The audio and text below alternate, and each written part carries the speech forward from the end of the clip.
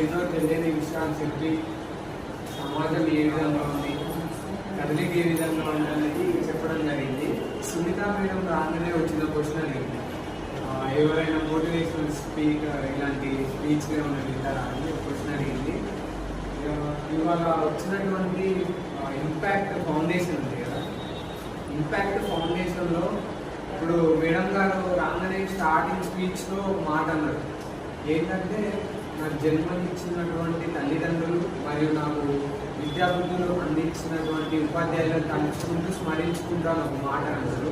ఆ మాట వినగానే నాకు ఇంపాక్ట్ ఫౌండేషన్ నుంచి జేడి లక్ష్మీనారాయణ సార్ అనుకుంటారు.